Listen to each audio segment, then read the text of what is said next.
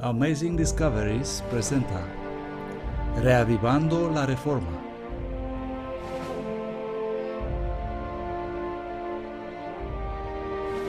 Presentado por el profesor Walter White.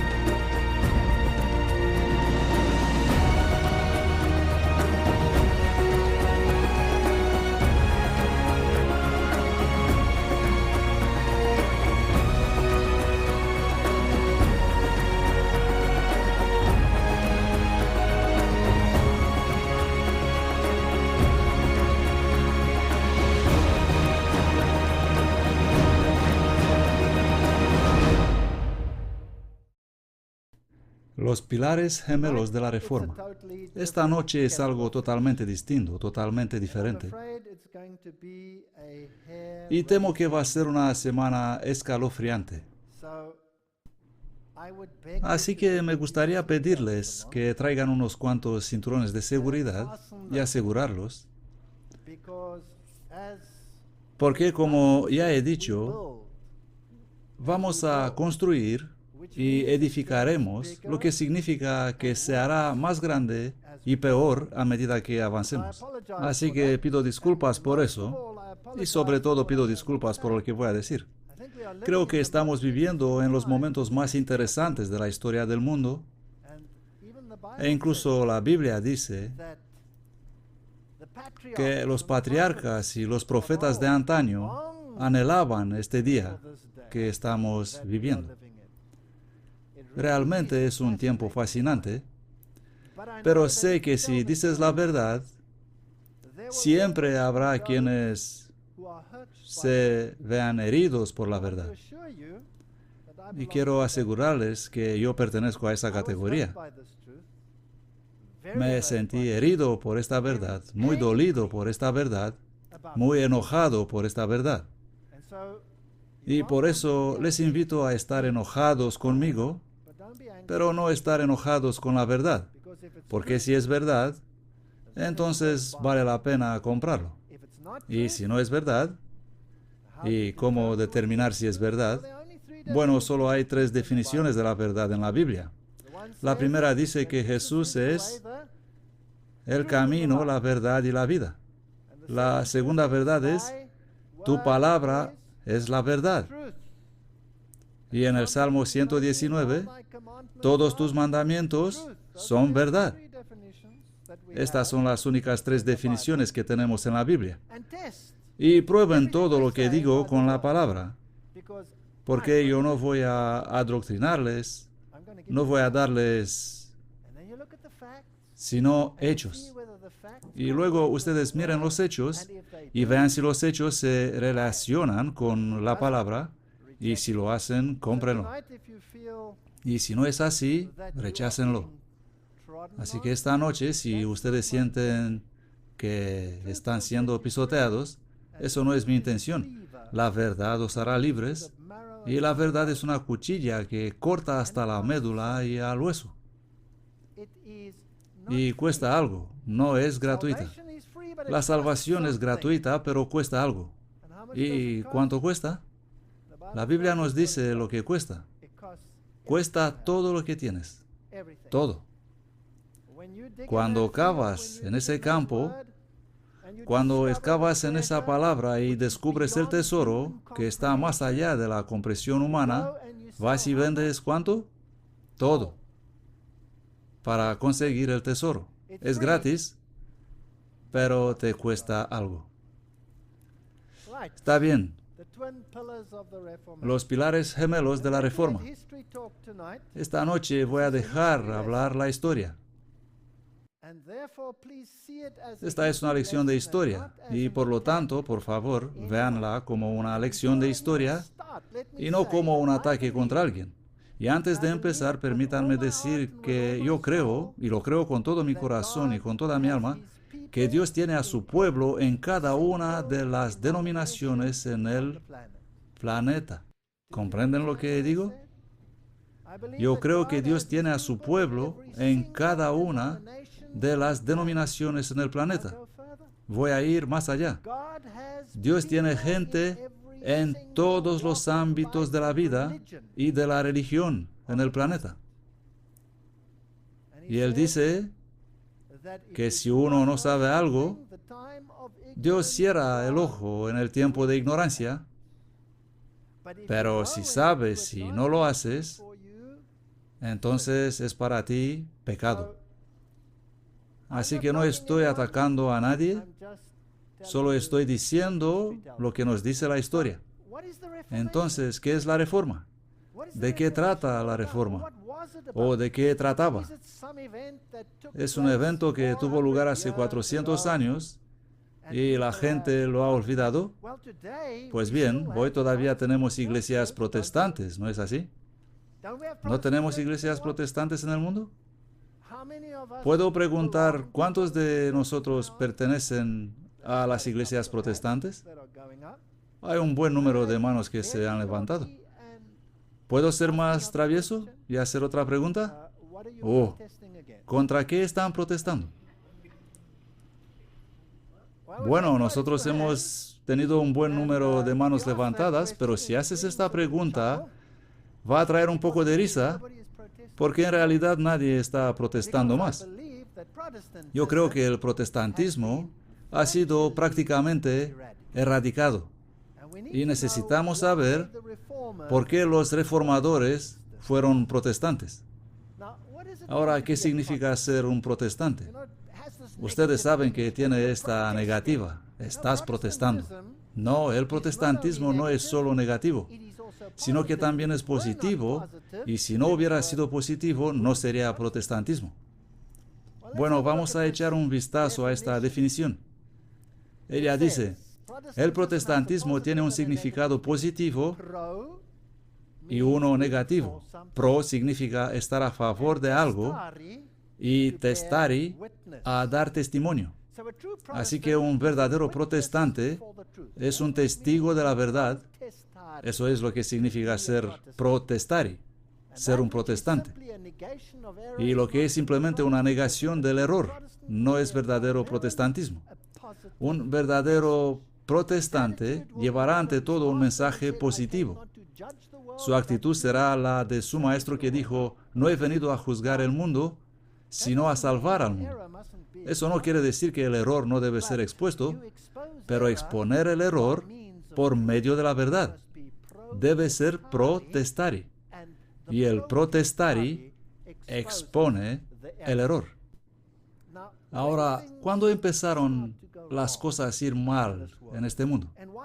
¿Y por qué fue necesario tener protestari y una protesta? Todo comenzó hace mucho tiempo en la historia. Hubo un hombre con el nombre de Agustín, y él escribió un libro, La Ciudad de Dios. Y en este libro Agustín expuso la teología que la iglesia era el reino de Dios y que el reino de Dios encontró su realidad en la iglesia. Así que, cita, la teología de Agustín pone el énfasis en la iglesia como el reino de Dios, declarando que Cristo ya estaba reinando con sus santos y que la resurrección era de las almas muertas a una vida espiritual. Así que hubo una mitología involucrada aquí. Se alentó a la iglesia a asumir el gobierno de las naciones Y en lugar de llevar el Evangelio al mundo, los líderes de la iglesia comenzaron a buscar prestigio y poder por la intriga política. Y el resultado fue la Edad Oscura. Así que aquí tenemos esta mega estructura en desarrollo que trata de incorporar a todo el mundo como la ciudad de Dios, el reino de Dios, por así decirlo. Y lo que estaba en la Biblia acerca de la venida del reino y acerca de la muerte y la resurrección fue espiritualizado para encajar en los confines de esta teología. A medida que esta base de poder crecía en el mundo, empezaron a levantarse voces quejándose de este estado de cosas. Y una de las primeras voces fue la de los valdenses. Y los valdenses fueron perseguidos sin piedad. Hay algunos que dicen que los valdenses solo aparecieron alrededor de la Edad Media. No, ellos se remontan justo hasta el principio, hasta el siglo IV, hasta el siglo III, dicen algunos. Así que los valdenses dieron un claro testimonio contra el anticristo y dijeron que el sistema se había convertido en un sistema anticristo. Joaquín sumó su voz y los libros de Daniel y Apocalipsis llegaron a ser importantes. Y luego, estrella de la mañana de la Reforma, Wycliffe se levantó y añadió su voz a la de los valdenses y los otros antes que él. Este mensaje salió de Inglaterra y llegó a los husitas mediante los estudiantes de Wycliffe. Y este gran movimiento comenzó en esos países, como Checoslovaquia, la República Checa en la actualidad, y las naciones de Europa Central. Este mensaje ha sido despiadadamente suprimido y luego volvió a surgir con los grandes reformadores, Lutero, Knox, Calvino, Baxter, Cranmer. Algunos de estos nombres son bien conocidos, pero algunos de ellos se han perdido en la arena del tiempo. ¿Saben qué? Si hablas de los Cranmers, de los Latimers, de los Rogers, en el mundo de hoy, ¿qué es eso? Bueno, creo que es hora de resucitar estos nombres. Algo sin duda debe suceder. La Reforma se basa en dos descubrimientos, y esto es lo que impulsó la Reforma. El primer descubrimiento es obvio, el descubrimiento de Cristo, la centralidad de Cristo, la centralidad de la palabra, la centralidad de la salvación en Cristo. Ese fue el pilar sobre el que se mantuvo la Reforma. Y tuvo un par de palabras de poder, así como sola Cristo, Cristo y solamente Cristo, sola gratia, salvo por la gracia y solamente por la gracia, sola Escritura, la Biblia y solo la Biblia. Estas son las grandes consignas de este gran descubrimiento. Y la segunda era igualmente importante en reunir la Reforma en conjunto. Por supuesto, sin el mensaje no podía resistir en absoluto. Y ese fue el descubrimiento de la identidad del anticristo. Y esto es lo que consolidó la totalidad del movimiento de Reforma. Esto es un hecho histórico. Así que el descubrimiento de la suficiencia de Cristo descansaba en la palabra de Dios, la Biblia, y solo la Biblia, que proporcionaba las armas de guerra, y el descubrimiento de la identidad del anticristo unió la Reforma en oposición a esta percepción común del enemigo. Y esa fue la base que impulsó la Reforma. Es interesante que en el primer momento hubo diferencias entre los reformadores, diferencias a veces agitadas, y estaban en desacuerdo sobre muchos de los detalles del plan de salvación, pero cuando se trataba de la identidad del anticristo, estuvieron unánimes, todos y cada uno de ellos. Leemos en el famoso libro de Guinness Grattan, El romanismo y la reforma. Y deben saber que voy a citar un montón de la historia esta noche, historia antigua, historia que se ha perdido en la arena del tiempo. Mucho de esta historia no puede incluso encontrarse en los actuales libros de texto, en enciclopedias modernas.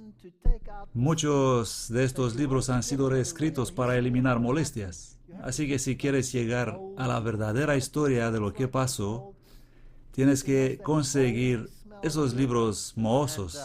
¿Sabes cómo huele un libro cuando es viejo y tiene ese olor mohoso? Eso es lo que necesitas.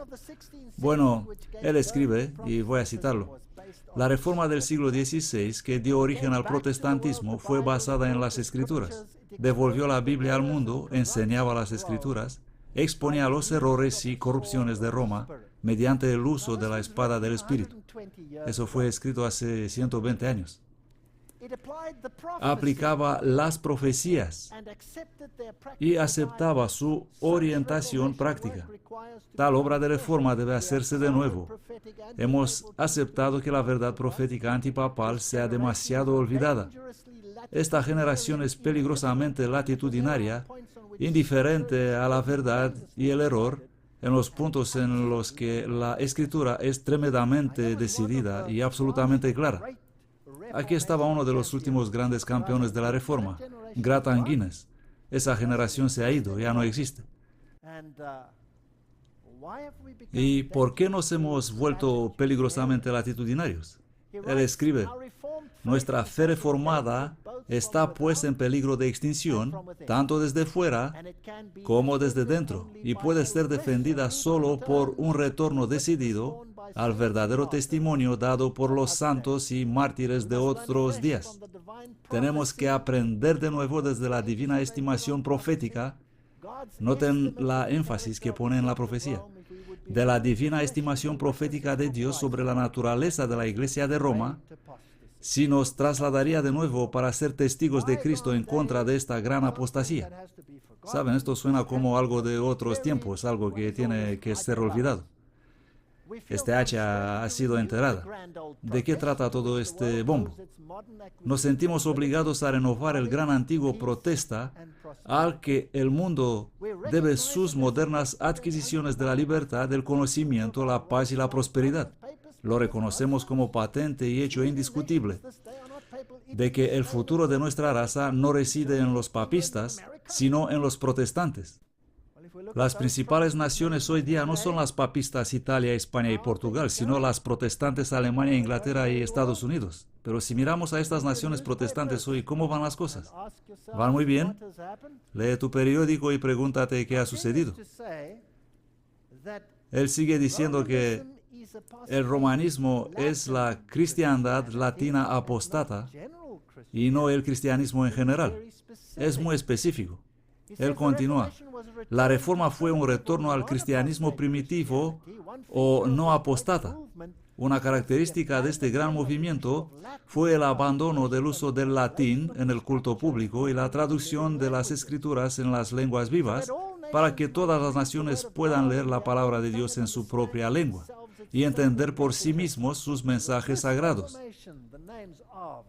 Y con esta reforma los nombres son, y luego los enumera: Lutero, Calvin, Knox, Tyndall, todos ellos, Cranmer, Hooper, y algunos de ellos mártires. Algunos de ellos murieron por esta misma razón. Aquí hubo un movimiento basado en la Escritura y fue frenado por el hecho de que la palabra no estaba disponible.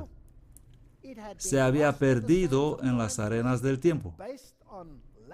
Fue basada en las escrituras latinas y nadie entendía esa lengua muerta. Y cuando se reavivó la verdad, casi como en la época de Israel, cuando Esdras encontró los escritos y dijo: esta es la palabra que se había perdido, esas palabras aquí están de nuevo. Así sucedió en la historia. Y fue como si todos los poderes del infierno se soltaron.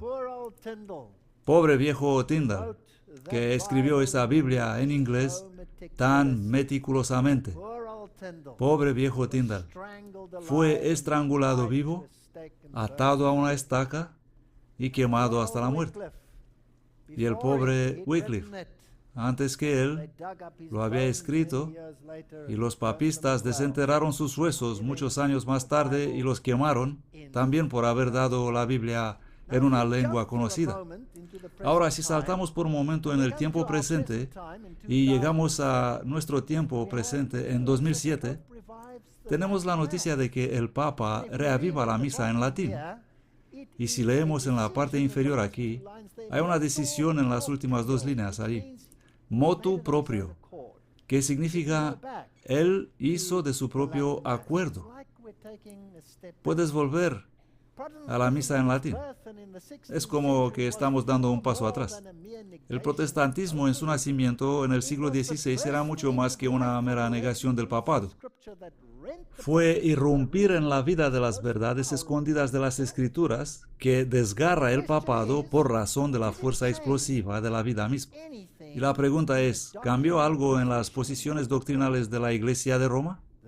Esta es una pregunta que tenemos que hacernos. ¿Cambió algo?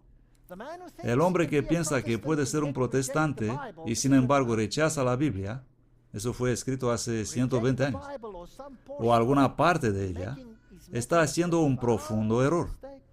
El verdadero protestantismo no solo puede ser anticatólico, también tiene que ser antimodernista, antievolucionista y en contra de todo mal que está minando la vida de las iglesias cristianas de hoy. Al mismo tiempo debe estar a favor de todo lo bueno, de la oración, del estudio bíblico, de todo lo que se entiende por servicio cristiano. Ese es el protestantismo que se necesita urgentemente. Si nos fijamos en las iglesias del mundo hoy, ¿no está una detrás de otra aceptando todos los ismos modernos? ¿No es el evolucionismo un dogma de las iglesias de hoy? ¿No hay una decisión en la mayoría de las iglesias de hoy que apoya la evolución en lugar de lo que dice el libro de Génesis? ¿No es así? Y así se puede ir por la línea y parece como si las cosas han cambiado radicalmente. Y si esta definición es cierta, bueno, entonces quedan muy pocos protestantes por ahí. Lutero nunca se sintió fuerte, dice Gratan Guinness, y libre a luchar contra la apostasía papal hasta que reconoció al Papa como anticristo. Bueno, eso es absurdo. Esto es absurdo hoy en día. Nadie cree eso. Esto es ridículo. Las iglesias de hoy, bueno, iría tan lejos como para decir el 96%, tal vez 97% del mundo cristiano de hoy es dispensacionalista. Eso es la mayor parte de la cristiandad. Eso incluye a casi todo el mundo. Eso incluye a todo el mundo evangélico. Todos son dispensacionalistas. Eso incluye a los pentecostales. Ellos son dispensacionalistas. El mundo bautista, ellos son dispensacionalistas. ¿Fueron ellos dispensacionalistas en su inicio? La respuesta es no. Entonces, ¿qué ha pasado? ¿O esos reformadores fueron todos equivocados? ¡Oh! Eso sería un alivio. Y ellos han muerto en vano. O los reformadores tenían razón y entonces tenemos un problema. Ya que el 96 a 97% del mundo cristiano actual ya no cree lo que los reformadores enseñaron sobre este tema. Ellos creen en el futurismo, que es dispensacionalismo, que el anticristo vendrá en el futuro, que vendrá de la tribu de Dan o algo similar, o que vendrá después del rapto de la iglesia cristiana. Ellos se habrán ido, así que no los va a afectar. Tiene algo que ver con los judíos, nada que ver con el cristianismo. Y las generaciones que han pasado, incluyendo toda la generación de la Reforma, estaban ladrando al árbol equivocado. ¿Comprenden? El anticristo está en el futuro, aún está por venir. Hace un par de años, algunas de las principales iglesias todavía creían en el preterismo, que el anticristo era un rey griego, Antíoco Epífanes IV, que participó activamente en la profanación del templo en los tiempos de los judíos, en la época de los griegos, y por lo tanto él fue en el pasado, así que el anticristo fue puesto en el pasado por algunos y luego arrojado en el futuro por otros. Y en la actualidad, ya que las principales iglesias vieron, bueno, nuestras iglesias son cada vez más y más vacías y más vacías, todos ellos saltaron al tren del dispensacionalismo. Esta es la moda del día. Así que esta ya no es teología moderna. Fue entonces cuando él quemó la bula papal. Cuando se dio cuenta de eso, el primer sermón de Knox, que le lanzó en su misión como reformador, trató sobre las profecías concernientes al papado. Los reformadores incorporaban sus interpretaciones de la profecía en sus confesiones de fe y Calvino en sus institutos. Todos los reformadores fueron unánimes en la cuestión, incluso el suave y prudente Melanchthon, el amigo de Martín Lutero. ¿Saben? Melanchthon era como mi esposa. Todos necesitamos buenos frenos en nuestra vida y ella es mi freno. Está desgastado ya, mi pobre esposa. Así era Melanchthon, el manso y humilde, y Lutero era el tempestuoso, pero incluso Melanchthon sostenía firme estas profecías. Y si nos fijamos en la teología moderna, bien, entonces todos estaban equivocados, todos y cada uno de ellos. Ahora, ¿cuánto énfasis dieron ellos a la profecía? ¿Estaban quizás adivinando? ¿Tenían una sensación así debido a los excesos del papado en la Edad Media? ¿Y entonces fue solo el descontento que los llevó en esta dirección? ¿O hubo algo más serio? Nosotros tenemos que hacernos esa pregunta. ¿Murieron estas personas en vano? ¿No murieron en vano? Estas son preguntas importantes. Martín Lutero dijo, observen el libro de Daniel. ¿Saben? Martín Lutero miraba el libro de Apocalipsis y no podía encontrar pies ni cabeza en él. Él dijo, esto no puede ser cierto. Eso no puede estar en la Biblia. Y así que la gente a menudo le cita diciendo que él descartó el libro de Apocalipsis. No. Martín Lutero tradujo el Nuevo Testamento y luego empezó con el Antiguo Testamento, y él estuvo tan emocionado por el libro de Daniel que lo tomó como el número 1. Él lo tradujo primero para que la gente pudiera leerlo. Él dijo, este es el libro que todo el mundo debe tener. Todo el mundo debe leer Daniel. Y cuando él estudió Daniel, y cuando los teólogos de su época estudiaron Daniel, de repente el libro de Apocalipsis se abrió, y en lugar de ser un libro cerrado, se convirtió en un libro abierto. Y Martín Lutero estuvo tan emocionado más tarde por el libro de Apocalipsis, que cuando publicaron su primer Nuevo Testamento estaba lleno de imágenes tomadas de las escenas del libro de Apocalipsis. Escuchen lo que él escribe. Por lo tanto, instamos a todos los cristianos sinceros a leer el libro de Daniel, que va a ser para ellos un consuelo y un gran beneficio en estos miserables últimos tiempos, hace 400 años, si viviera hoy para ver lo que está pasando. Pero cuando estas cosas comiencen a suceder, mirad hacia arriba y levantad vuestra cabeza, porque vuestra redención está cerca.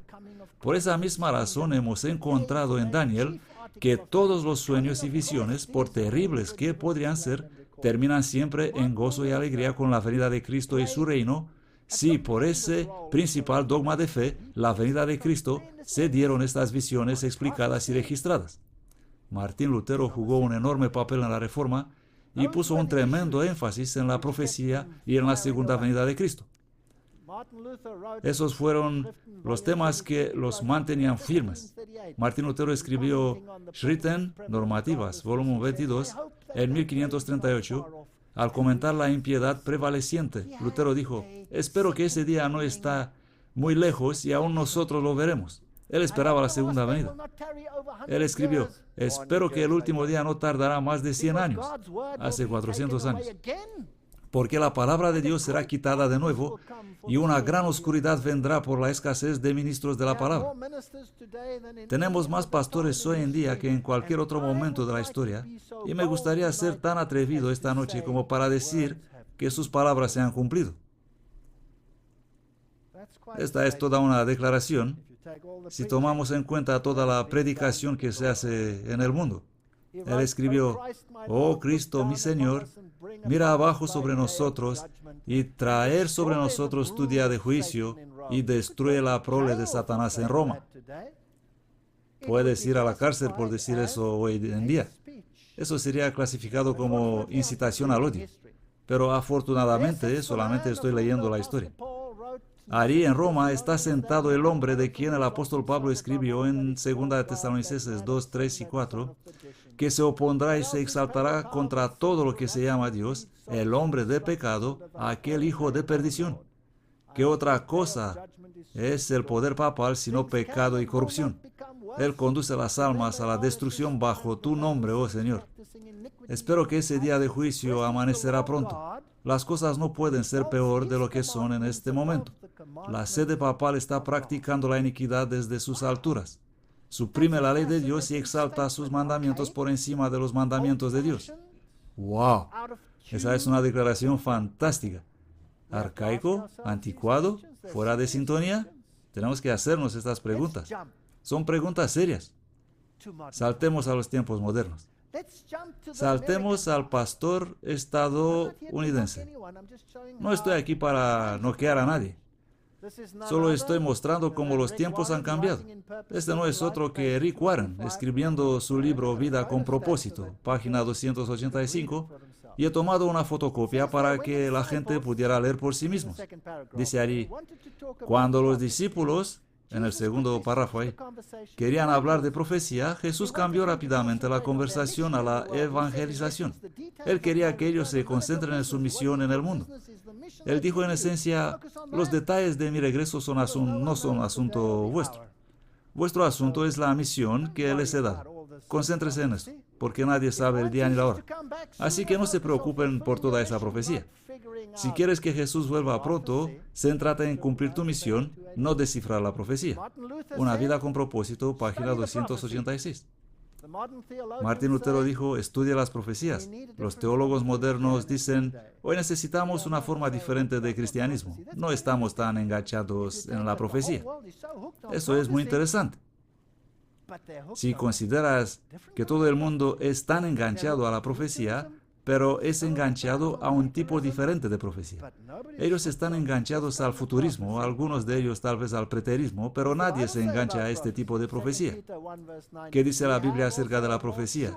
Segunda Pedro 1:19. Tenemos además la palabra profética más segura, a la cual hacéis bien de estar atentos como a una lámpara que alumbra en lugar oscuro hasta que el día esclarezca y la estrella de la mañana salga en vuestros corazones. La Biblia dice estudiar la profecía, porque la profecía no vino en tiempo pasado por la voluntad del hombre, sino que los santos hombres de Dios hablaron siendo guiados por el Espíritu Santo. Así que la Biblia dice estudiar la profecía. Martín Lutero dijo, estudie las profecías, busca en el libro de Daniel.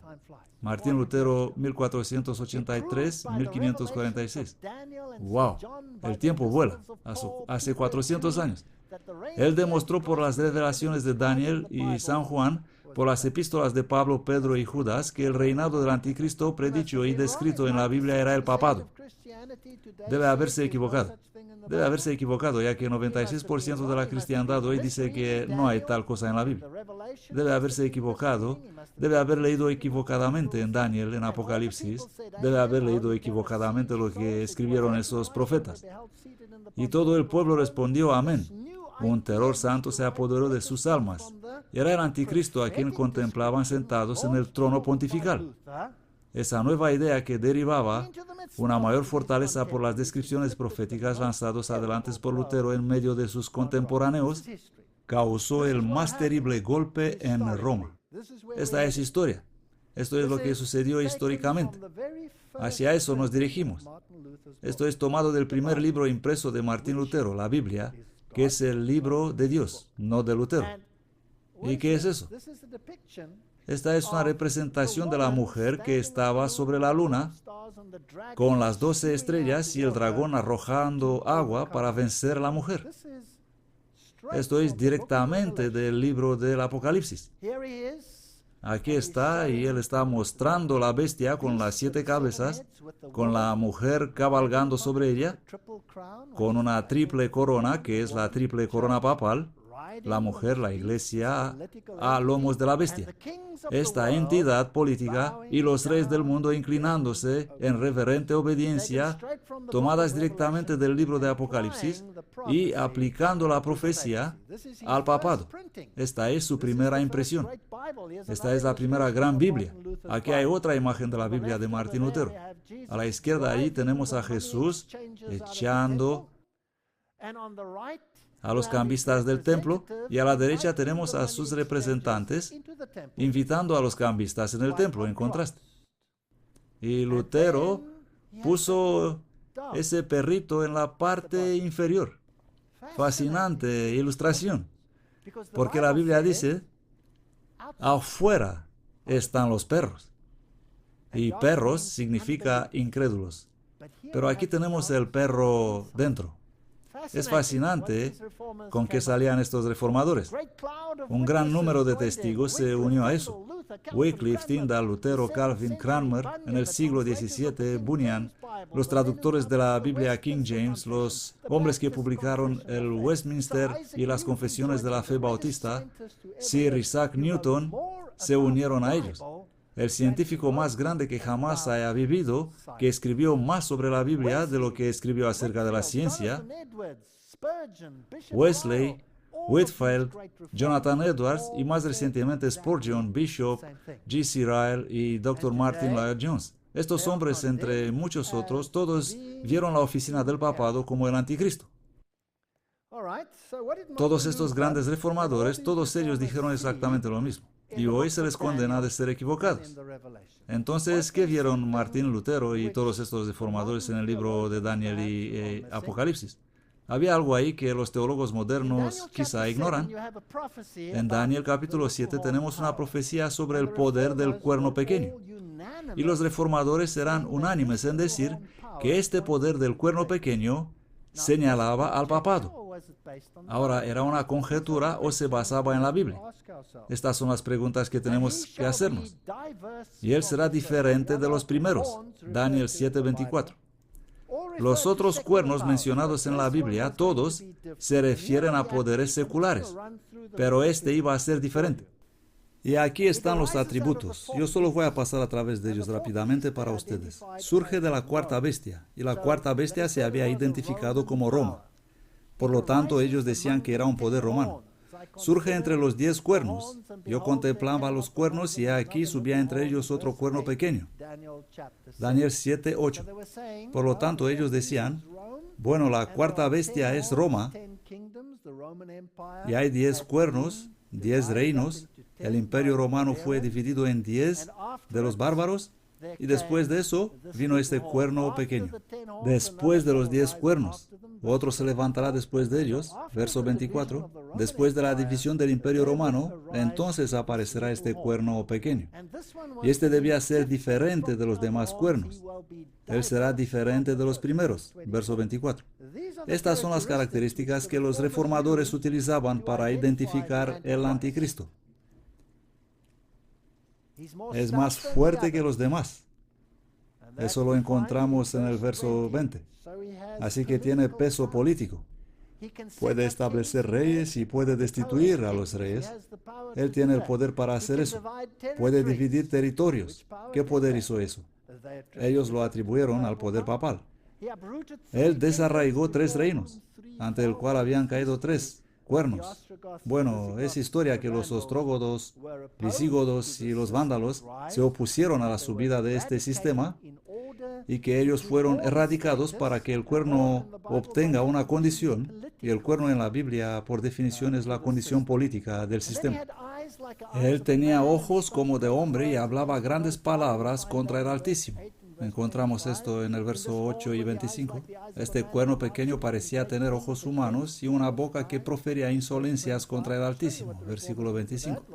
Les voy a mostrar qué hicieron con eso los reformadores. Es muy interesante. Y oprimía a los santos. Este poder hará guerra contra el pueblo de Dios. Es fascinante que el preterismo y el futurismo dejan de lado todo el espectro de la cristiandad. Él va a cambiar los tiempos y las leyes, y pensará en cambiar los tiempos y la ley. Versículo 25. ¿Qué poder tendría la audacia de atacar la ley de Dios? ¿Qué otros atributos tiene? Va a gobernar por un tiempo y tiempos y medio tiempo. Ellos serán entregados en sus manos por un tiempo y tiempos y medio tiempo. Versículo 25. Hoy hacemos de esto 3 años y medio literales y lo aplicamos al poder del anticristo que vendrá en algún momento después del rapto. Los reformadores tenían una visión totalmente diferente sobre eso, como veremos más adelante. Devorará toda la tierra. Esto es interesante. La cuarta bestia, el cual será diferente, devorará toda la tierra, la aplastará y la despedazará, y existirá hasta el fin, hasta que vino el anciano de días. Así que surge de la cuarta bestia del Imperio Romano, reina ¿hasta cuándo? Hasta la venida de Cristo. Pero aquí tenemos un problema, porque la teología moderna dice otra cosa, dice que va a venir en el futuro. Su dominio es quitado al final de los tiempos, pero el tribunal se sentará y el dominio le será quitado para ser destruido y aniquilado definitivamente. Los reformadores fueron tan firmes respecto a esta profecía que decidieron ponerla en piedra. Y así, en la sede principal del protestantismo, que fue Nuremberg, en Alemania, decidieron traer el mejor escultor de día para ponerla en piedra sobre el Rathaus. Y allí está en Nuremberg hasta nuestros días, firme allí como un testigo silencioso.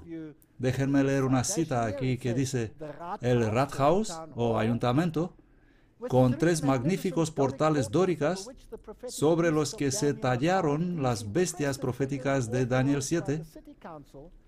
Esas impresionantes figuras autorizadas por el Consejo Municipal fueron esculpidas por el bien conocido artista Leonard Kern. ¿Cuándo?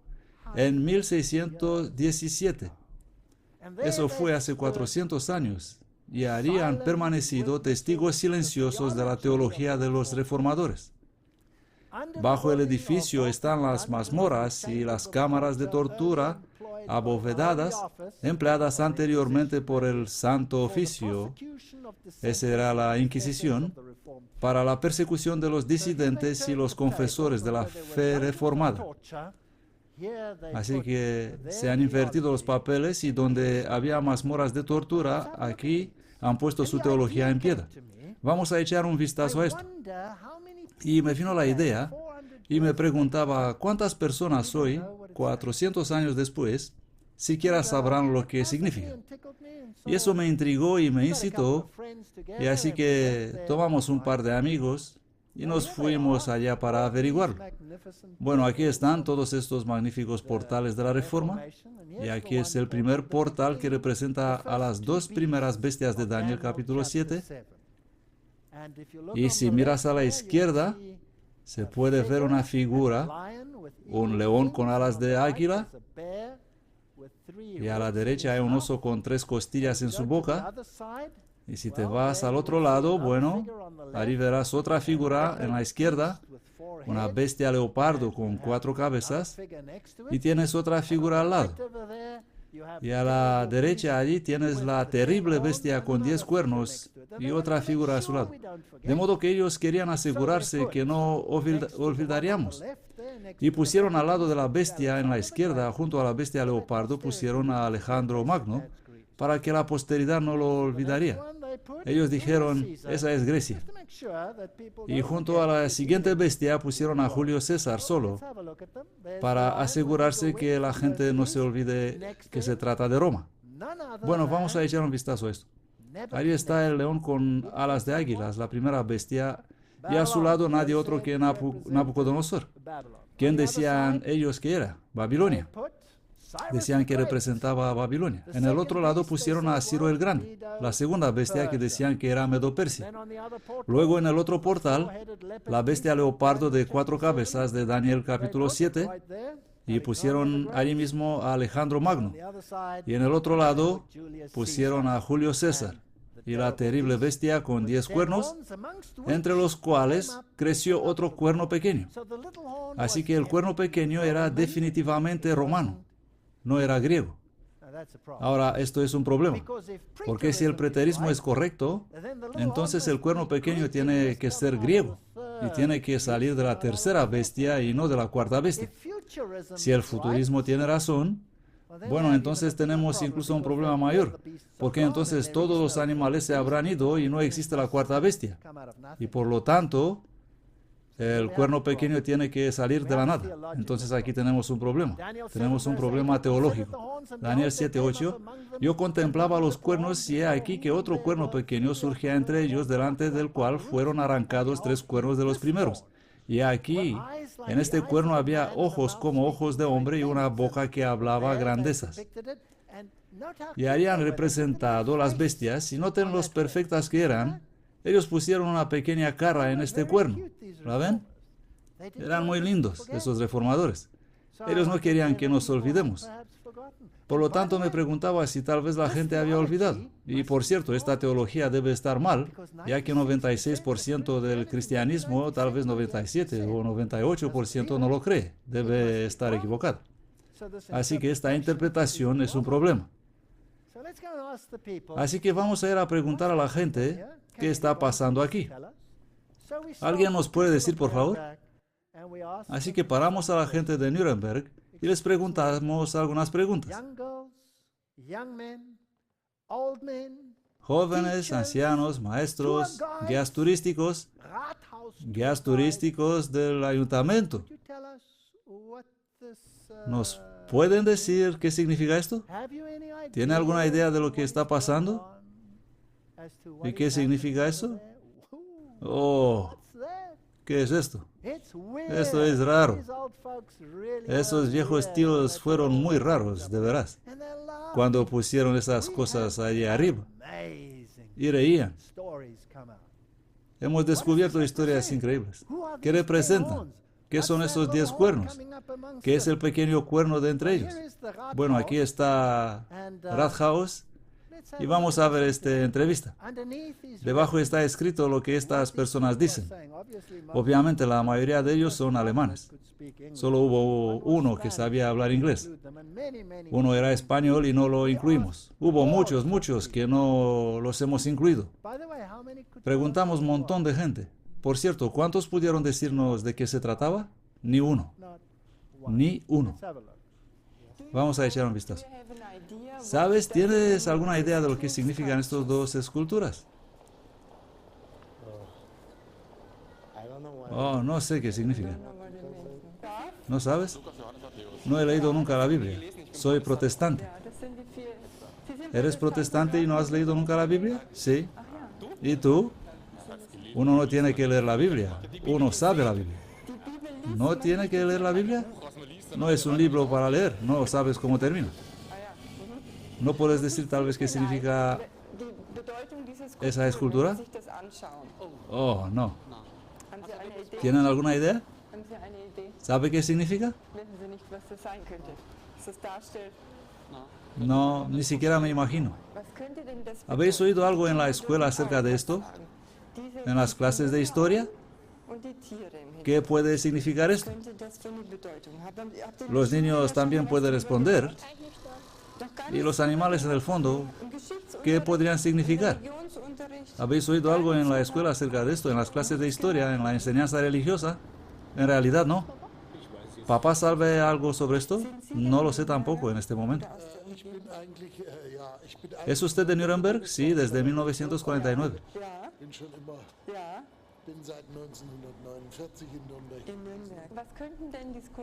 ¿Qué pueden significar esas figuras ahí en la pared del ayuntamiento? Nunca he pensado en esto.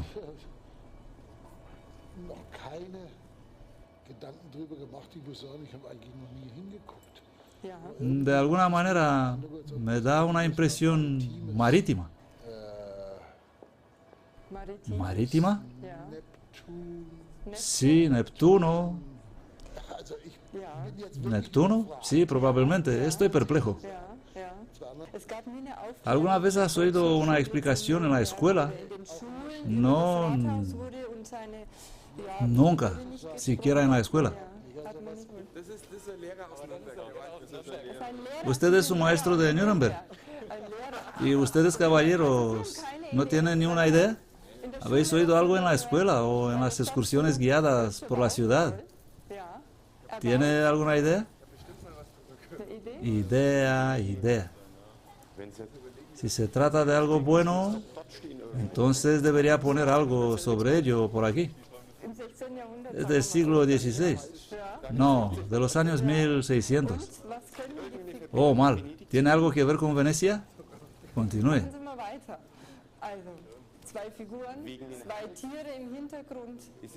¿Es el león veneciano?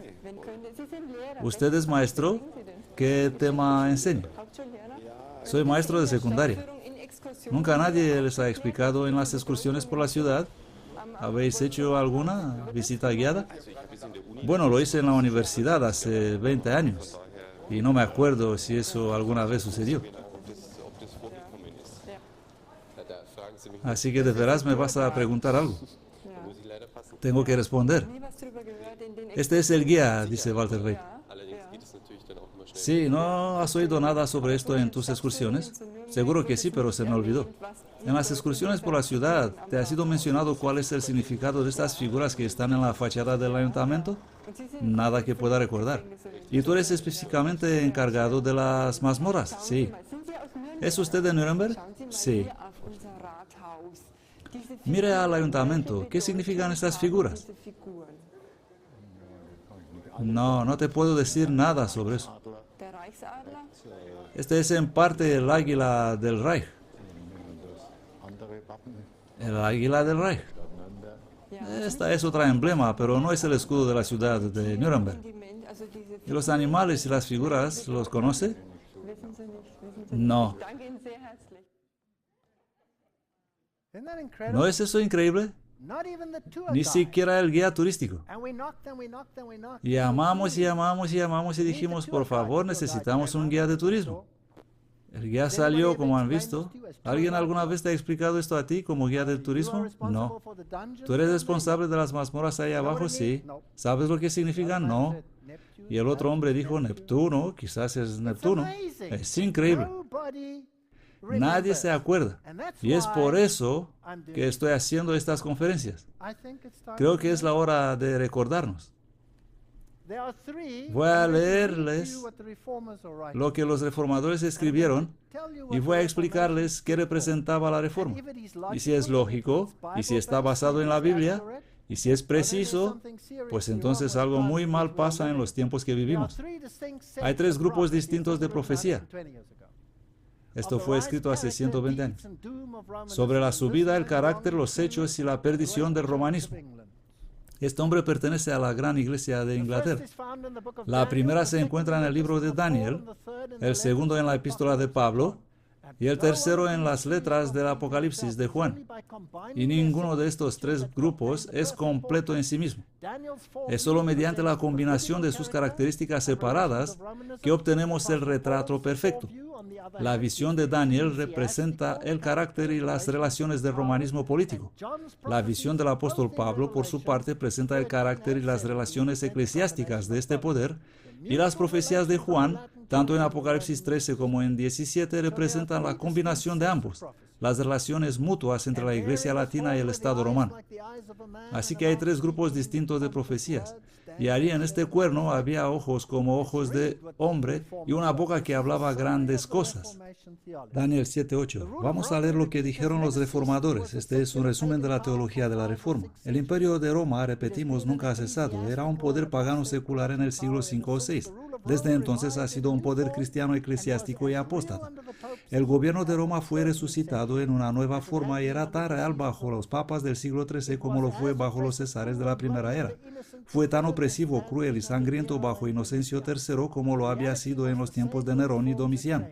La realidad era la misma, aunque las formas habían cambiado.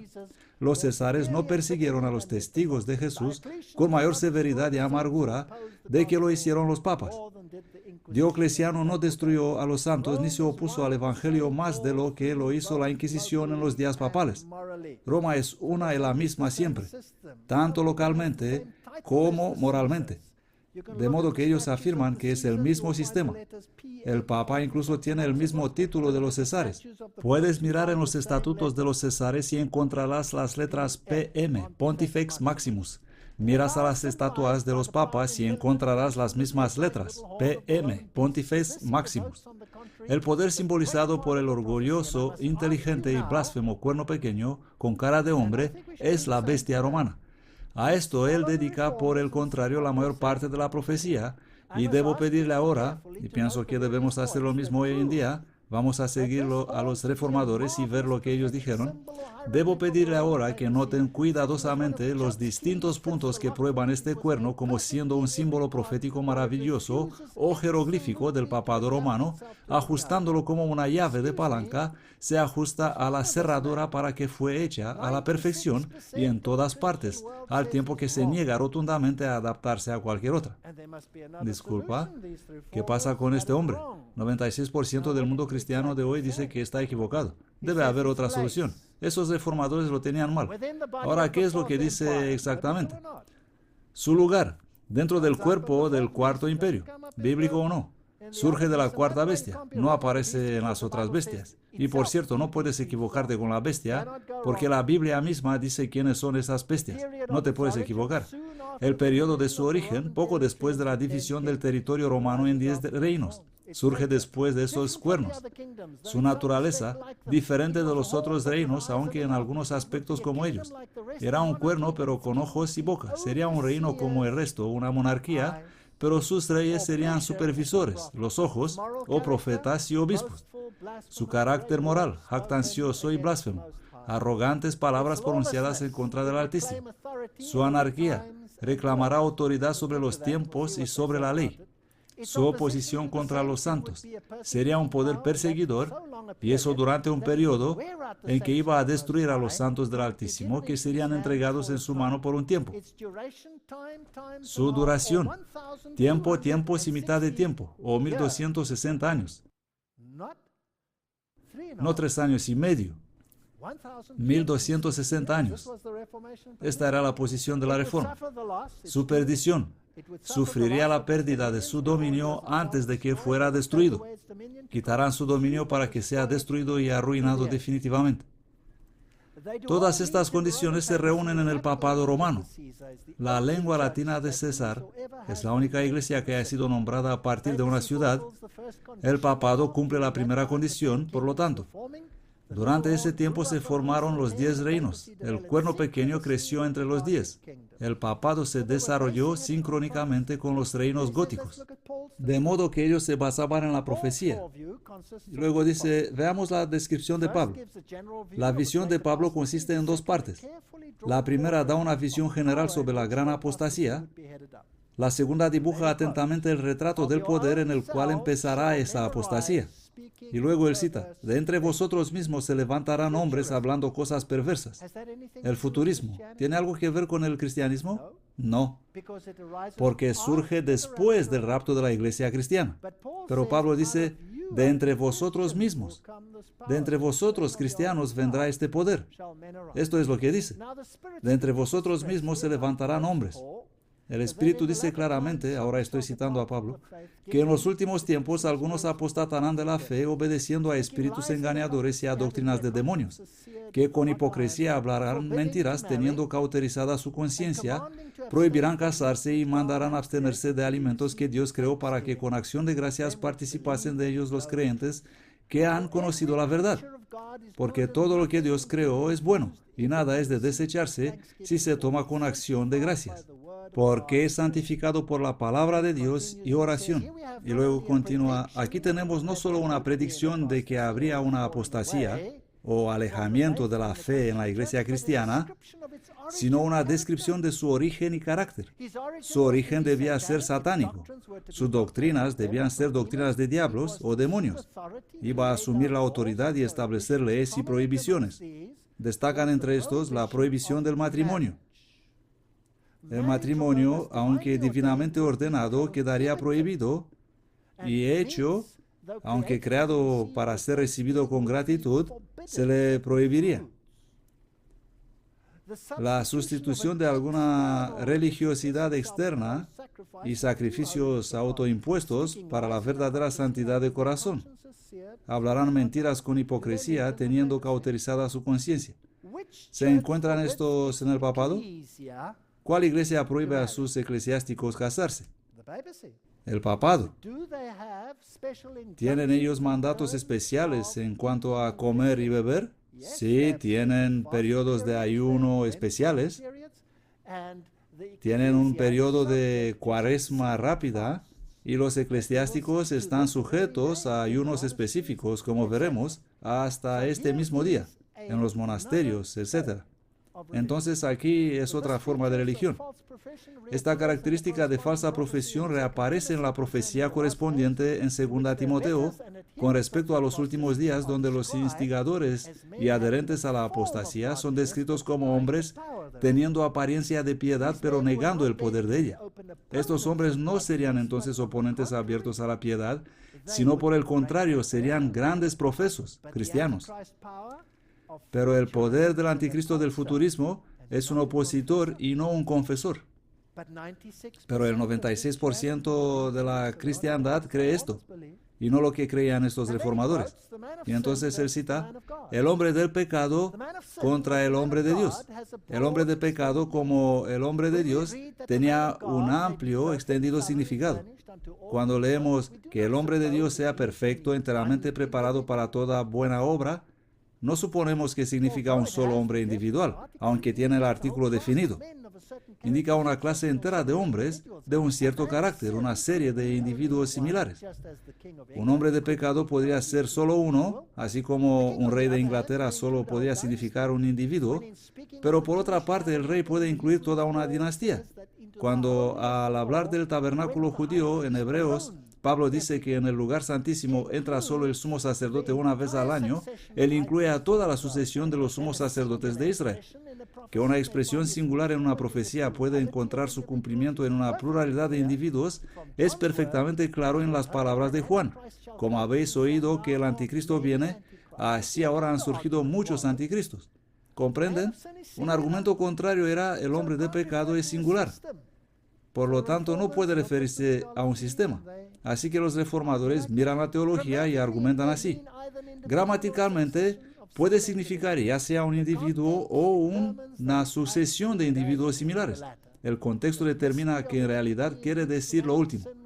El ministerio de la iniquidad, en la que este hombre de pecado estaba latente, ya estaba obrando en los días de Pablo.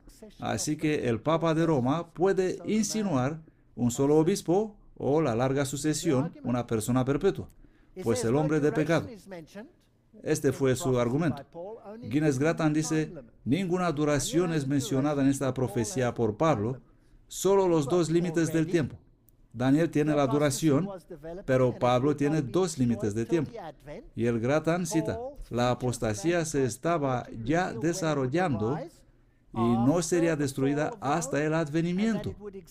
Las características de Pablo sobre la cronología del anticristo revelan cuándo ese se levantaría después de la caída de Roma y que existiría hasta la segunda venida, comparado con Daniel, cuando sería destruido.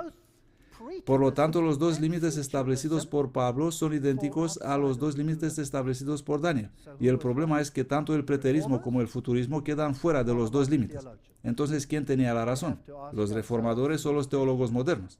Tenemos que hacernos estas preguntas. Él se sienta en el templo de Dios. Me gusta el argumento aquí. Es lógico. ¿Saben qué? Estoy cansado de la gente diciendo, el cristianismo es una muleta. No es una muleta, es una cruz. Es duro ser cristiano. Él se sienta en el templo de Dios. La cara del hombre del pecado es la cara de un falso apóstol, la oscura cara de un Judas. Escrito en la pared del templo, el hijo de perdición. ¿Saben que esa palabra aparece solo dos veces, ese título en la Biblia? Una cuando se refiere a Judas y una en relación con el anticristo. Se usa solo dos veces.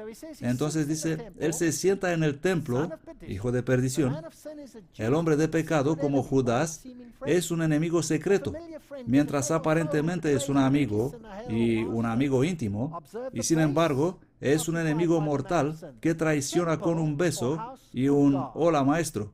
Observa el lugar ocupado por el hombre de pecado, el templo o la casa de Dios.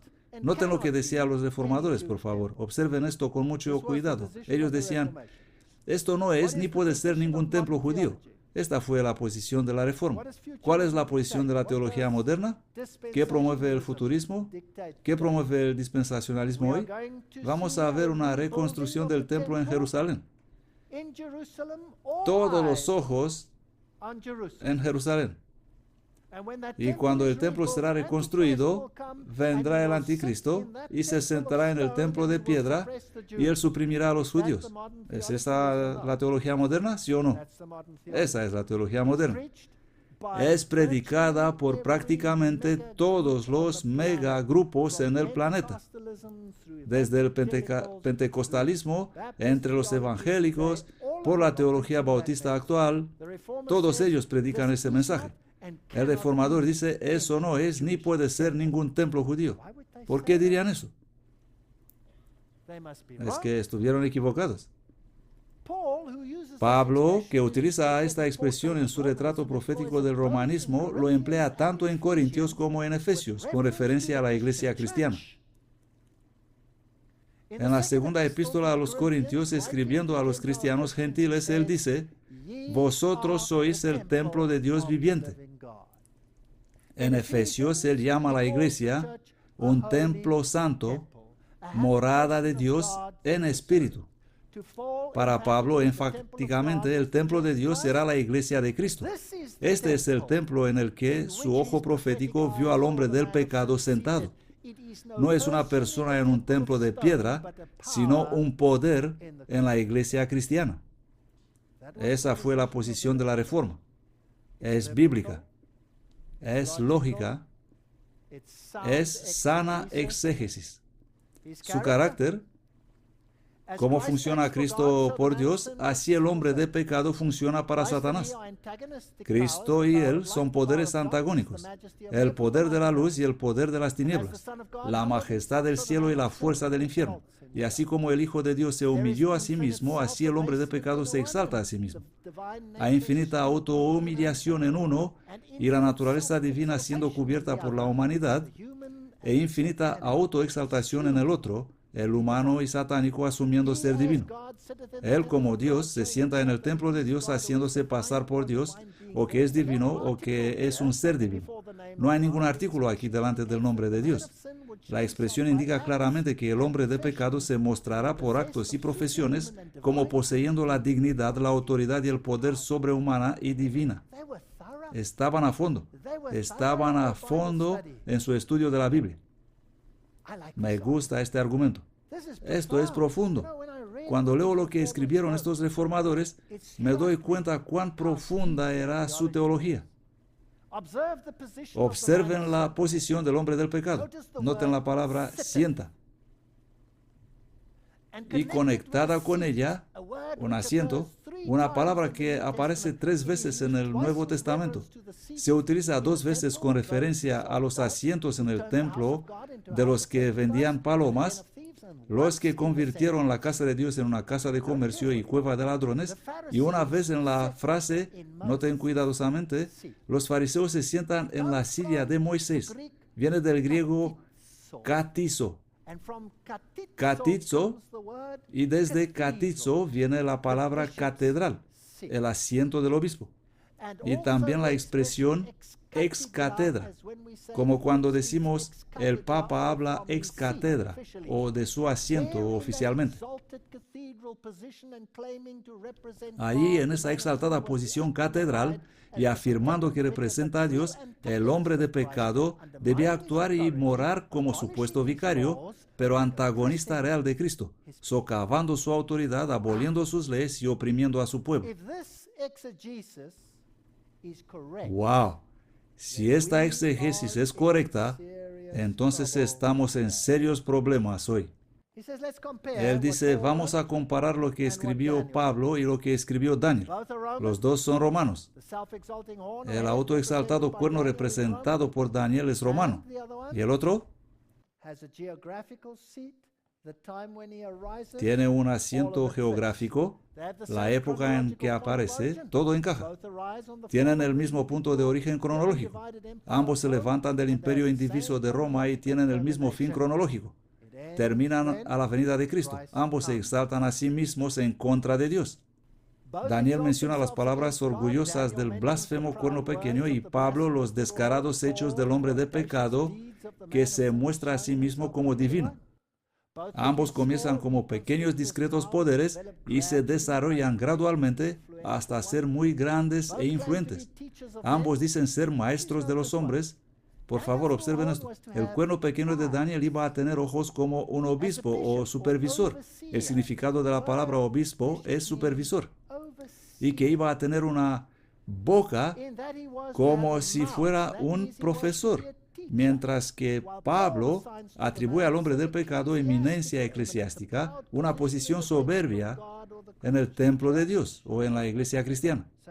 Así que aquí estamos hablando de un sistema cristiano y no de un sistema futuro, que no tiene nada que ver con el cristianismo. Ambos son perseguidores. Daniel describe el cuerno pequeño como perseguidor, maltratando a los santos, y Pablo habla del hombre de pecado como oponiéndose y lo llama aquel inicuo. Así que estas son comparaciones que no pueden ser simplemente ignoradas.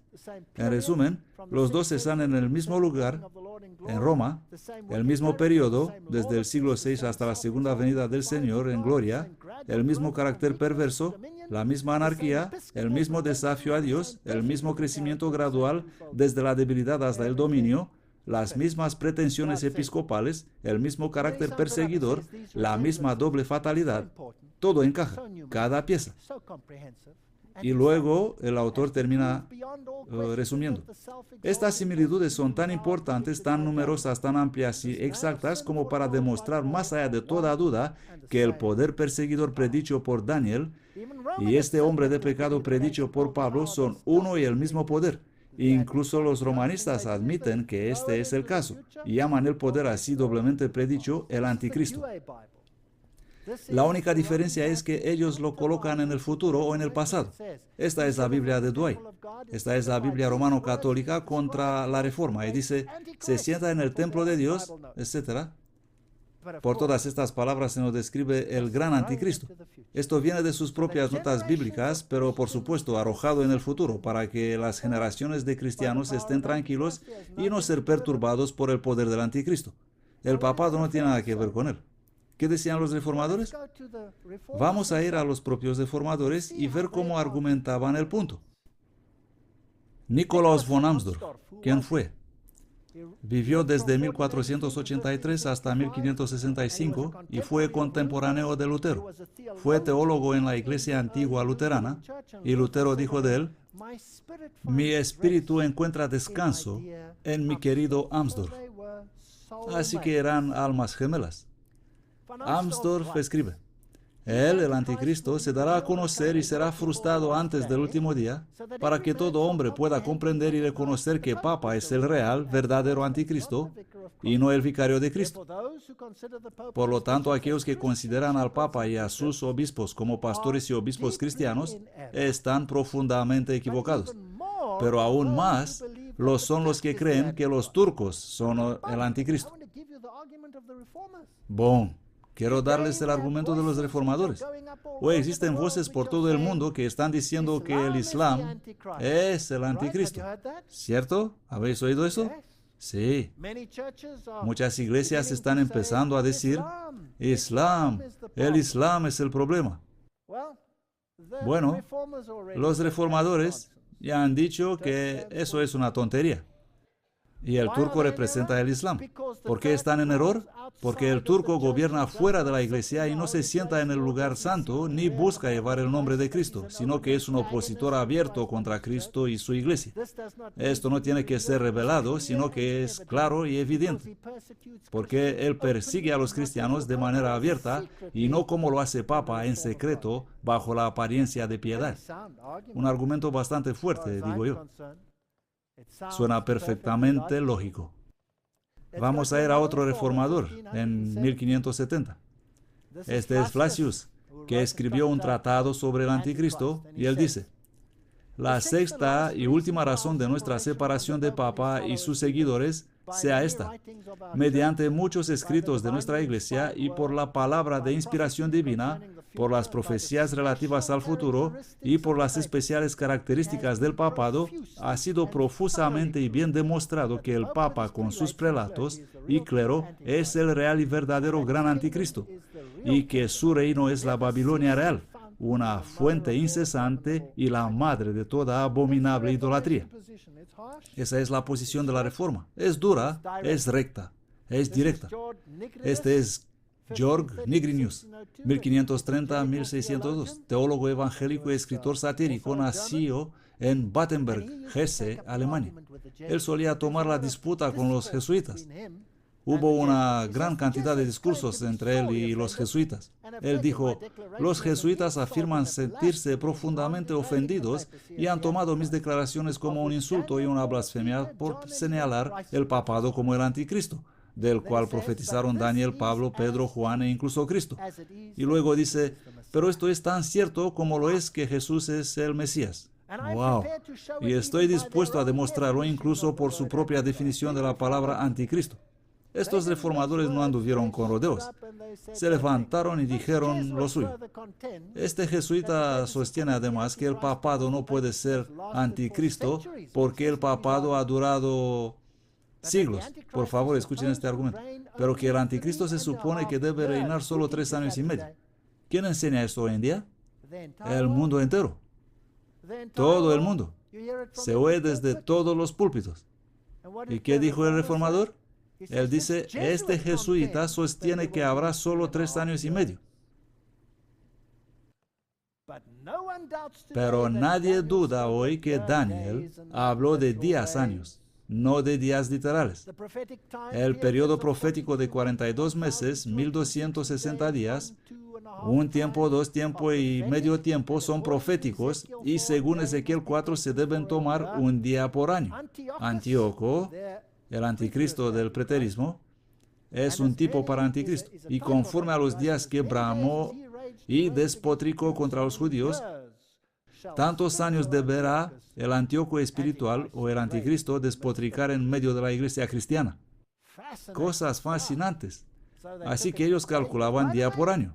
Por cierto, ¿cumple el papado esta condición? ¿Cuándo apareció como cuerno? Un cuerno tiene que tener estatus político, no solo estatus de iglesia. Obtuvo su estatus político en el año 538 después de Cristo, bajo la protección de Belisario. El Papa se sentó en su trono y tomó los títulos de los cesares de Roma y gobernó un territorio específico, los estados papales. Él era rey, 538 después de Cristo. Obtuvo ese poder cuando el último de los 3 cuernos, los ostrógodos, fueron destruidos, y el poder le fue entregado a él. ¿Y cuándo perdió el poder político? 1798. Napoleón capturó al Papa, abolió el poder político papal, quitó los estados políticos, los entregó a Italia, y el poder político del papado terminó en 1798, precisamente 1260 años. El Apocalipsis dice que la herida sería sanada, y todo el mundo se maravillaría en pos de la bestia.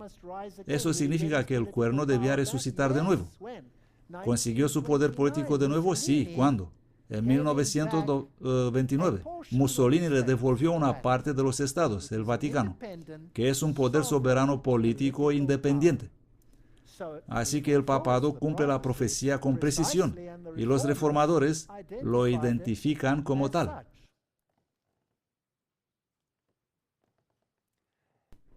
Ahora echemos un vistazo a otro reformador, David Sitracus, 1530-1600.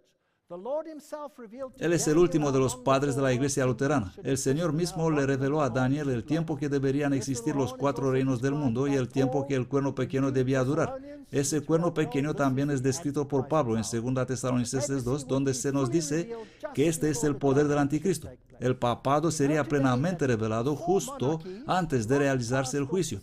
Sabemos hoy que las 4 monarquías han salido hace mucho tiempo del escenario de la acción, que la bestia de 2 cuernos que se menciona en Apocalipsis 13 y que se refiere al mismo poder no puede durar mucho más tiempo. Y así él describe esta imagen y dice, aquí tenemos la historia. ¿Qué dijo Calvino? La iglesia presbiteriana de hoy se llaman a sí mismo calvinistas.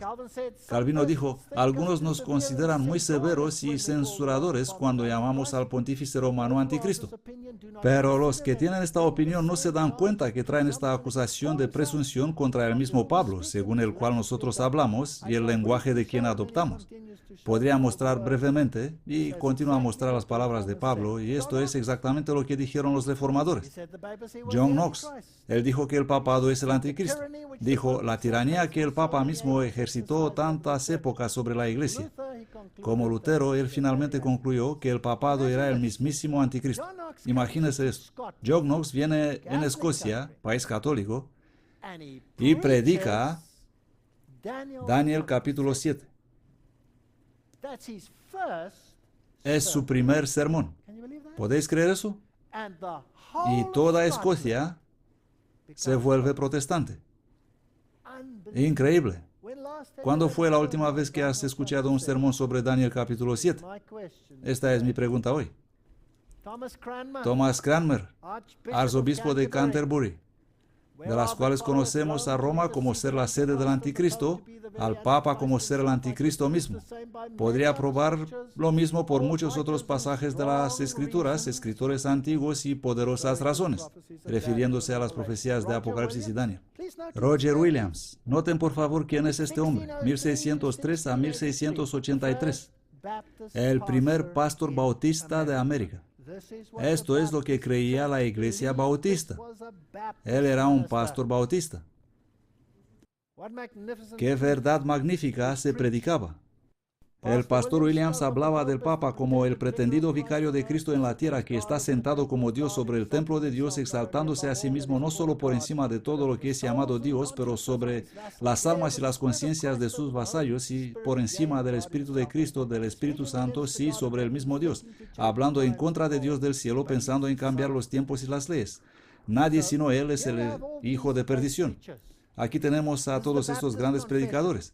Esta es la confesión de fe bautista que declara que el Papa de Roma es el hombre de pecado e hijo de perdición que se exalta a sí mismo contra Cristo y todo lo que se llama Dios, al cual el Señor destruirá con el resplandor de su venida. Perdóneme. ¿Se predica esto hoy desde los púlpitos? No. Esta es teología arcaica, anticuada. La confesión de fe de Westminster. No hay otra cabeza de la iglesia que el Señor Jesús el Cristo, ni puede el Papa de Roma en ningún sentido ser cabeza de ella, sino que es aquel anticristo, aquel hombre de perdición que se exalta a sí mismo en la iglesia contra Cristo y contra todo lo que lleva el nombre de Dios. Esta es la confesión del protestantismo de Westminster. John Wesley, metodista, hablando sobre el papado, John Wesley escribió: Él es en sentido enfático el hombre de pecado que multiplicó sobremanera todo tipo de pecado, y Él es también adecuadamente llamado hijo de perdición por asesinar multitudes sin número de entre sus opositores y sus seguidores. Él se exalta a sí mismo por encima de todo lo que se llama Dios o es digno de adoración, demandando el poder absoluto y el honor absoluto, demandando las prerrogativas que pertenecen únicamente a Dios. Esta es la posición de la Reforma. Me gustaría que tomen nota de lo que uno de los más grandes predicadores de todos los tiempos predicaba. Se trata de Charles Spurgeon. Saben, me quedo sorprendido cuando escucho a este hombre hablar. Charles Spurgeon, él dice, es deber ineludible de todos los cristianos orar contra el anticristo. ¡Wow! Y en cuanto a qué es el anticristo, ningún hombre en su sano juicio debería plantearse alguna pregunta. Pues, ¿no es interesante que tantos hombres cuerdos hoy plantean preguntas? Entonces, ¿qué nos estás diciendo, Spurgeon? Si no es el papado en la iglesia de Roma, no hay nada en el mundo que puede ser llamado por ese nombre. Él dice, es ya sea el papado o nada. Otro protestante dice, si el Papa de Roma no es el anticristo, entonces él tiene la mala suerte de ser exactamente como él. Spurgeon continúa, si hubiera de buscar profundamente para el anticristo, sin duda deberíamos sospechar de esta iglesia y precisamente no pasarla por alto, ya que corresponde exactamente a la descripción. ¿Ha sido ella pasada por alto de nuevo? Por supuesto. El papado es contrario al Evangelio de Cristo y es el anticristo y debemos orar en contra de él. Debe ser la oración diaria de cada creyente que el anticristo pueda ser lanzado como una losa en el torrente y por Cristo, porque daña a Cristo, porque roba a Cristo de su gloria, porque pone la eficacia sacramental en el lugar de su expiación y exalta un trozo de pan en el lugar de Salvador y unas pocas gotas de agua en el lugar del Espíritu Santo y pone un simple hombre falible como nosotros mismos como el vicario de Cristo en la tierra. Y luego él ablanda, y me gusta esto, y todos debemos hacer esto. Si oramos en contra de él porque está en contra de Cristo, hemos de amar a las personas aunque no nos gustan sus errores. Deberíamos amar a sus almas aunque rechazamos y detestamos sus dogmas, y así el soplo de nuestras oraciones será endulzado porque volvemos nuestros rostros hacia Cristo cuando oramos. Hermoso. Me gustaría decirles que yo era romano católico. Y cuando oí estas cosas por primera vez, estuve enfermo del estómago y me puse físicamente enfermo como consecuencia de este mensaje. Y llamé al sacerdote católico que conocía bien y le dije, ven a mi casa, tengo que hablar contigo. Por favor, explícame esto aquí en la escritura, lo que dice. Y él me dijo, yo no estoy en la escritura. Es como ese joven que dijo, yo soy protestante, pero nunca he leído la Biblia. ¿Le habéis oído decir eso? ¿Le habéis visto? Y el otro hombre dijo, uno tiene la Biblia, pero no la lee porque no puede saber el fin desde el principio. Vivimos tiempos terribles. Un pastor metodista vino a mi casa. Yo le dije, por favor, explícame, ¿por qué habéis cambiado el anticristo al preterismo? Él era preterista. Creía que fue Antíoco. Le dije, por favor, explícamelo de la Biblia. Y él me dijo, bueno, ahí está. Y yo dije, no, perdón, esa es la tercera bestia. La Biblia dice que él proviene de la cuarta bestia. Y tomó al anciano por las orejas y le cerró los oídos y le sacó de mi casa. Yo estaba haciendo preguntas. ¿Por qué? Porque estaba muy preocupado. Toda mi familia es católica. ¿Os imagináis cómo es esto? Toda tu hermosa familia, tus primos, tus amigos, estas personas comían conmigo, bebían conmigo. Estos son mis amigos. Y tuve que tomar una decisión. Tenía que predicar este mensaje. Así que si nos preguntamos qué está pasando aquí en el Rathaus, vamos a resumir. Aquí los reformadores grabaron en piedra lo que creían que representaban las figuras de Daniel capítulo 7 para que la posteridad nunca olvidara. A la izquierda ahí tenemos el león con alas de águila, una representación de Babilonia, y esto ellos lo confirmaron poniendo a Nabucodonosor al lado del león. En el otro lado ahí tenemos el oso, la segunda bestia de Daniel capítulo 7, con 3 costillas en su boca, que ellos identificaron como el imperio medo-persa y pusieron al Ciro el Grande a su lado para que nadie olvide. Por encima de este umbral tenemos las otras 2 bestias de Daniel capítulo 7. A la izquierda tenemos la bestia leopardo con 4 cabezas y las 4 cabezas fueron representadas como Grecia, como se ve por la colocación de Alejandro Magno, que ellos pusieron al lado del leopardo con 4 cabezas. En el otro lado tenemos la terrible bestia de Daniel capítulo 7 con los 10 cuernos y el cuerno pequeño que tiene una cara en el centro. Los reformadores estaban todos unidos en el hecho de que el cuerno pequeño representa el sistema papal. De hecho, John Knox predicó su primer sermón sobre las bestias de Daniel 7 y esto comenzó la reforma en Escocia. Solo cuando los reformadores se dieron cuenta de que estos animales representan un recorrido a través de la historia y que el cuerno pequeño era la fase final del poder del anticristo, ellos se separaron de Roma y consideraron el sistema papal como el sistema del anticristo. Ellos tallaron aquí en piedra para que la posteridad nunca olvide eso, pero sin duda fue olvidado, como hemos visto hoy aquí, de todas las sorprendentes respuestas que recibimos a la pregunta ¿qué representan estos animales? Bueno, quiero llevarles a la Alemania moderna. Caminé con mis amigos sobre los pasos de la Reforma. Y este es probablemente uno de los más grandes centros de la Reforma. No hay un centro más grande que este. Quiero decir, después de todo, ahí dice que es un centro de la UNESCO, Patrimonio de la Humanidad. Este es el castillo de Wartburg. Este es el mayor evento histórico en la historia después de la Edad Media. Aquí es donde Martín Lutero tradujo la Biblia y nos dio el Nuevo Testamento en una lengua que todos pudieran entender. Nos fuimos a Wartburg. Wartburg, ¿qué puedes revelarnos? Está hermosamente restaurado, está magníficamente adornado. Alemania del Este, comunista, suministró los fondos para su restauración.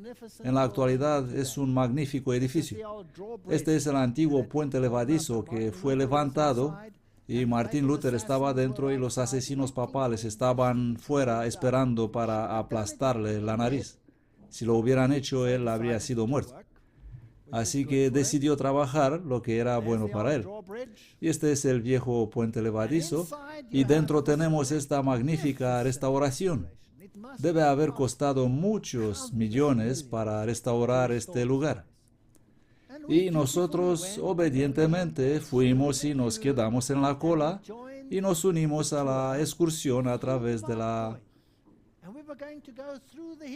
historia de Wartburg y vamos a averiguar lo que significaba todo aquello y donde todos estos grandes eventos ocurrieron. Estábamos emocionados. Y el guía era un joven bien entrenado, muy elocuente. Nos llevó de una habitación a otra. Aquí está la antigua sala de estar en el castillo de Wartburg, donde se sentaba el duque. Si nos fijamos en las ventanas de hoy restauradas, vemos a San Francisco y ahí vemos a Santa Isabel. En alemán eso sería Die Heilige Elisabeth, Santa Isabel. Era una santa alemana, algo como una Madre Teresa que fue canonizada. Y aquí tenemos el Wartburg Concert y dice ahí Elizabeth de Turingia, 1207-1231, pone ahí abajo. Ella era la gran patrona de esta área. Y el guía nos llevó de un edificio, de una habitación a la siguiente, bellos mosaicos en la pared como este, y en cada sala, durante más de una hora, hemos escuchado las grandes hazañas de Santa Elizabeth, Heilige die Elisabeth. Había cruces católicas, había velas, había grandes mosaicos, y les dejaré oír en el fondo al guía hablando. No se escucha muy bien, pero pueden oírle hablar sobre Elizabeth, Elizabeth, Elizabeth. Allerdings wurde er als allgemeines Frauengemach und die Elisabeth, beziehungsweise die heilige Elisabeth, nachdem diese Kriminalien benannt ist, war wohl noch eine von vielen Frauen, die hier also im Laufe der Zeit gelebt haben. Im Laufe der Zeit wurde man auch zunehmend der Finalmente, hemos escuchado tanto sobre la Santa Isabel que empezamos a ponernos nerviosos. La visita era de una hora y la hora estaba casi terminada. Una habitación tras otra, estábamos caminando sobre las suelas de la Reforma, y este es el mayor patrimonio que la Reforma puede ofrecer. Y el guía nos estaba mostrando mosaicos tras mosaicos representando a la Santa Elizabeth. Magnífico. Bueno, cuando llegas al portal, esto es lo que se ve. Elisabeth von Thüringen. Y ahí está el pobre pecador arrodillado a los pies de Elizabeth. ¿Comprenden? La teología romano-católica dice que si alguien es santo, tiene un mérito adicional, que hizo más de lo necesario para ir al cielo, y por lo tanto este mérito adicional se puede transferir a una persona que tiene deficiencia en esta área. Y es por eso que se recomienda la veneración de los santos. Martín Lutero es representado en el mismo portal como un gran bebedor de cerveza, un borracho. Eine Frage noch, Herr Luther. Una pregunta, señor Lutero. Y luego tienen la foto de Martín Lutero allí. Hier kann nicht ich sprech anders dessen und ander Anschläge. Martín Lutero, el gran artista de graffiti. Una referencia a aquí estoy, no puedo actuar de otra manera, por tanto Dios me ayude. Y ahí está ridiculizado. Der Ring der Elisabeth. Oh, si tocas el anillo de Santa Isabel, serás salvo. Isabel de Turingia, Santa Elizabeth, y cientos de libros sobre todas estas cosas. Mientras caminábamos a través de este gran escenario preguntándonos cuándo vamos a llegar a la Reforma. Y el tiempo se va y empecé a murmurar. Algunos de nosotros empezamos a murmurar y un hombre, un tipo bastante grande, no enorme, pero bastante grande y bastante impresionante en su aspecto, botas de cuero, pantalones de cuero, chaqueta de cuero, que había venido con su moto con apariencia de duro y se acercó a mí y parecía un poco gruñón y me dio un golpecito en las costillas y me dije a mí mismo, vaya, será mejor que me callo. Tal vez estoy molestando al hombre.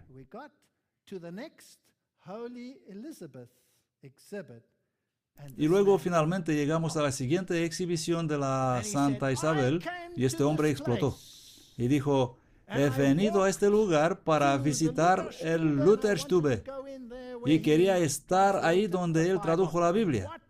¿Y qué hicieron? No me dejaron entrar, me echaron. Se me negó el acceso. Así que me uní a la gira.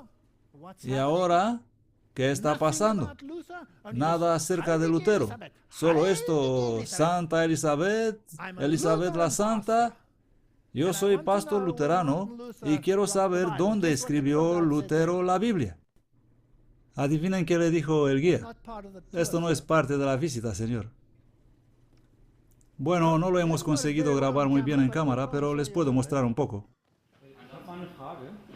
Ich habe eigentlich die Führung hier geschartert wegen der Lutherstube, denn ich kam nicht hinein, ich wurde gleich wieder hinausgeschickt. Ich möchte Sie darum bitten, dass Sie das weitergeben. Das kann ich machen. Ja? Denn die Wartburg steht für Reformation und nicht für Heiligenverehrung. Nun haben wir auch das Jahr der Heiligen. Está en la parte izquierda allí. Bitte. Es ist das Jahr der Heiligen Elisabeth. Wir feiern den 800. Geburtstag der Heiligen Elisabeth. Und also ich meine nur, Sie können jetzt vielleicht auch ein bisschen Verständnis dafür haben, dass es auch eventuell andere Gäste gibt. Él está muy enojado. Está muy enojado. Y así que le pedimos al guía, ¿vamos a ver algunos de los sitios patrimoniales de Martín Lutero? Él dijo, no es parte de la gira. ¿Pueden creer eso? ¿Está alguien tratando de suprimir algo? ¿Se está anulando la historia de la Reforma? Le pregunté al hombre, ¿puedo tomarle una foto? Me siento parentesco. ¿Puedo tomarle una foto? Y él dijo, por supuesto. Y dijo, voy a rebelarme contigo. Y saben, no juzguen a una persona por su ropa. Ese hombre era pastor y estaba firme en su creencia. He apreciado eso de verdad. Pero yo no había viajado al otro lado del mundo para no ver la Lutherstube. Así que nos fuimos y dijimos, queremos ir ahí. Y nos dijeron no. Y dijimos, sí, queremos. Y ellos dijeron no. Y dijimos, sí, hemos venido aquí para ver ese lugar y lo vamos a ver. Y esta es la casa donde él tradujo el Nuevo Testamento. Arriba en las escaleras, el guía estaba muy molesto en esta zona, pero nos dejó entrar. Este es Lutherstube. Ahí está la sala donde fue traducida la Biblia. Y este es el escritorio. Este escritorio es una réplica. Encima de la mesa hay una foto de su amigo Melanchthon, el suave y gentil dulce Melanchthon. Y ¿saben qué me asombró? El contraste. Es tan evidente. La pompa y el brillo y los mosaicos y la magnificencia absoluta y todas las grandes representaciones del mosaico de la Santa Elizabeth por aquí y la Santa Elizabeth por todas partes y luego esta simplicidad. Y aquí en la sencillez, usando esa vértebra de una ballena allí abajo como estrado de sus pies, y por cierto, esa es la genuina que él utilizó, y una silla que probablemente no era demasiado buena para la espalda. Allí estuvo él, y aquí vivió, y aquí hizo la obra más grande que la posteridad está a punto de olvidar. ¿Cómo se llama esta serie? Reavivando la Reforma. Creo que ha llegado el momento en que este mensaje debe salir de nuevo al mundo y lo que los reformadores creían debe ser enseñado de nuevo. Por lo tanto, presentamos una protesta formal. ¿No es eso lo que se supone que debemos hacer como protestantes? No solo eso, pero debemos basarlo en la Biblia. Así que nos fuimos a la dirección ahí y hemos dicho, disculpe, queremos saber por qué. Queríamos ir a la Warburg.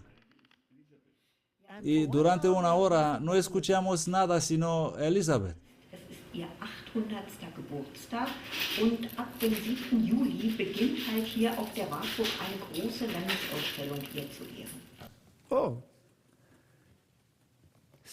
Lo sentimos, no pudieron ver nada de esto porque este es el cumpleaños número 800 de Santa Isabel. Y si usted quiere venir el próximo año, en junio vamos a tener aquí una exposición masiva sobre Elizabeth.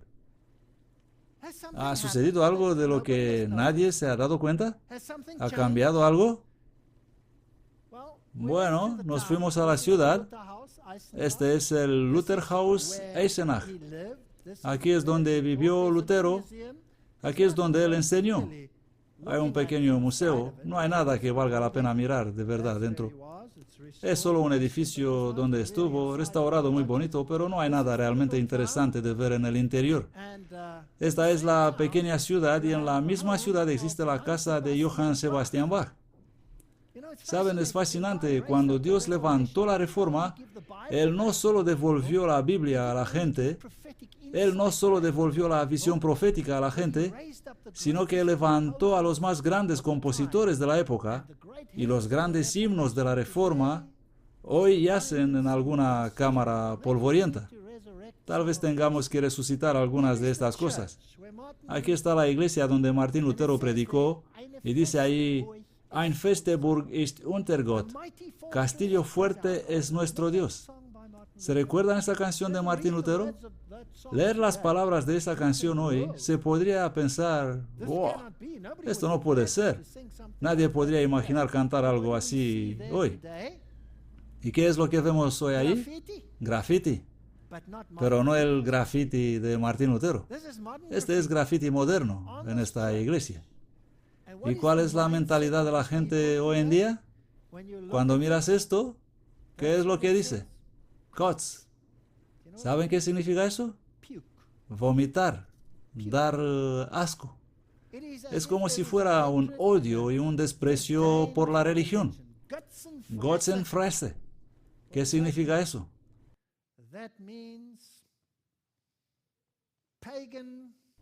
Eso significa alimentos para falsa deidad pagana, pero en un mal sentido. Tal palabras horribles están escritas allí. Y cuando vas caminando afuera, los carteles representando los tiempos en que vivimos, Festival Pasillo de la Catedral en Erfurt. Estos son los carteles. Donde quiera que vayas, hay catolicismo. Donde quiera que vayas, hay un sitio del patrimonio donde la Reforma fue presente y esa es rebajada, degradada, ignorada, marginada, ridiculizada. Es el momento de iniciar una nueva Reforma. Es la hora de mirar a la Biblia y a las profecías de la Biblia como miraban los reformadores las profecías bíblicas. Y vamos a ver si los signos de los tiempos y los tiempos que vivimos se ajustan a las profecías de los reformadores ¿O estamos esperando en vano por algo que ha ocurrido en el pasado? Les invito a las próximas conferencias para empezar a desentrañar este misterio y se van a sorprender, así como yo me quedé sorprendido. Y creedme, esta serie es tan impactante para mí como también puede ser para ustedes. Esta sala no es lo suficientemente grande porque toda la gente debe conocer eso. Y si lo que digo no se basa en la Biblia, y si no lo encuentran en la palabra de Dios, por favor advierten a todos que nunca vengan a mis conferencias. Y si no me dirijo a su mente, entonces por favor quédense lejos también. Queremos ver la lógica. Queremos ver si se trata de la exégesis y es basado en la Biblia y si es respaldado proféticamente por los acontecimientos modernos. ¿Y por qué hago eso? Porque aquel que es rebajado es el Señor y Salvador del mundo, Cristo Jesús. No es una cuestión de derribar a uno y ponerlo abajo, es más bien una cuestión de barrer la basura para que la belleza del Hijo de Dios pueda brillar en el mundo, para que la gente pueda verle así como es y tomar decisiones sobre la base de lo que Él sufrió y lo que Él predijo que su pueblo sufriría también. Que Dios les bendiga al contemplar estas cosas. Si he herido a alguien aquí esta noche por lo que he dicho, me disculpo profusamente. Si quieres estar enojado, sé enojado conmigo, pero estudia la palabra de Dios y asimílala. Gracias.